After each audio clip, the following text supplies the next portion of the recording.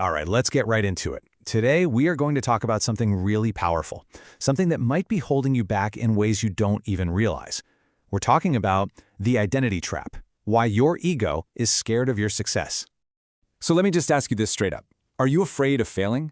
I mean, that's the classic story we all tell ourselves, right? The fear of messing up, of looking stupid, that's what's stopping us from going after what we really want.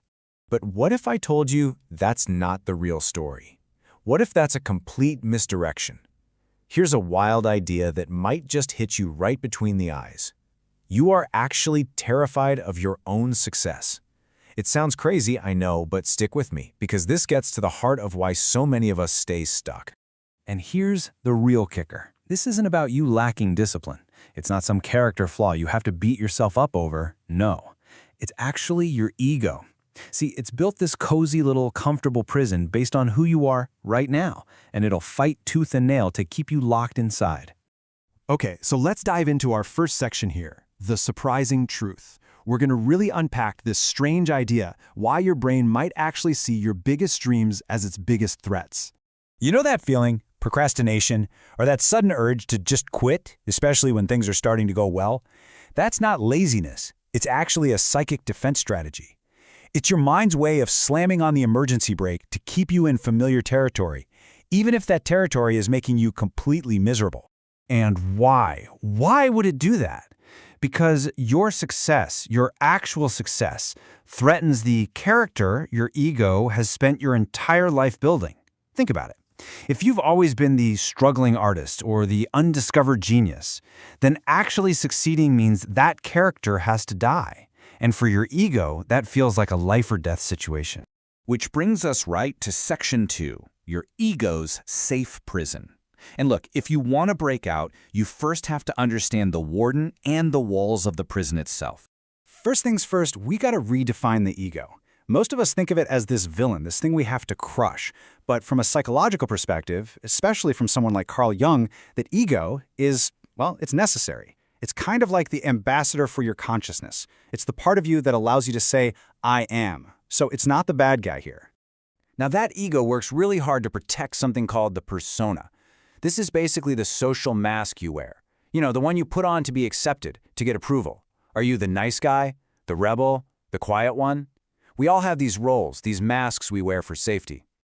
So you can see the ego really has two modes. The problem isn't the ego itself. It's when it flips from being a helpful ambassador into a full-blown tyrant, one that's obsessed with controlling your image and getting constant approval from others. That's when it starts sabotaging you, all to protect the mask. And get this, your own biology is in on the conspiracy. Your brain didn't evolve for your 5-year business plan, it evolved for immediate survival. It's hardwired to save energy, avoid hard work that doesn't pay off right now, and it loves what's called cognitive ease, basically the path of least resistance. Chasing a huge goal? Well, that's a massive energy drain with a delayed payoff. Your primal brain absolutely hates that. So if our own psychology and our own biology are literally wired to keep us safe and small, how in the world do we fight back? That's the million-dollar question, right? And it brings us to Section 3, the 3-step escape plan. The way out of this trap actually has a name. Carl Jung called it individuation. And all that really means is it's the journey of shedding all those masks and social roles so you can become your true, authentic self. It's not about being perfect, it's about being whole. And we can break that big journey down into 3 concrete, actionable steps. Number 1, recognize when the ego has hijacked the controls. 2, learn to observe your feelings without becoming your feelings. And 3, start to shift your identity, not with willpower, but through systems.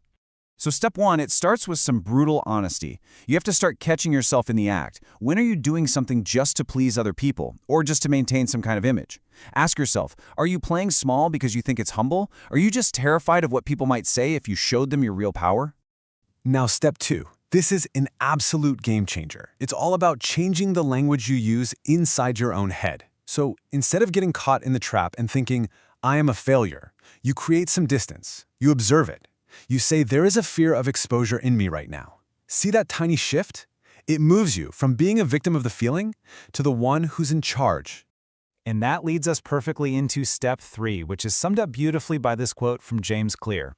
Every action you take is a vote for the person you want to become.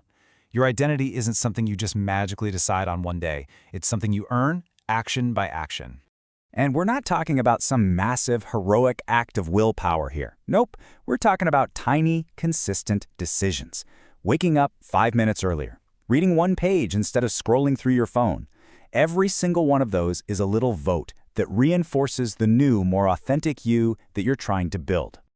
This brings us to our final and honestly, the most empowering section. Section 4, Become the Architect. It's time to stop fighting with yourself and start designing your life. We really need to just throw out that old school idea of discipline. You know the old way. It's all about willpower, brute force, and it's exhausting, and it almost never lasts. The new way, the smart way, is all about structure and intelligent design. You literally design your environment so that the right choice is the easiest choice to make. What this all boils down to is that true discipline isn't a battle you have to win every single day. It's the natural side effect of a mind that has finally stopped fighting its own brain and has started working with it. You don't win with more willpower. You win with better structure. So this is your new job description. You're moving from being a reactor, just getting tossed around by your fears, to a creator. You stop being a hostage to that nice persona that just drains you, and you become the architect of your life. And here's the secret. When you start to truly respect yourself, the world doesn't really have a choice but to follow your lead. So I'll leave you with this one last question to think about. Look at the stories you tell yourself. You know, the comfortable excuses, the familiar limitations. What safe story are you ready to burn to the ground starting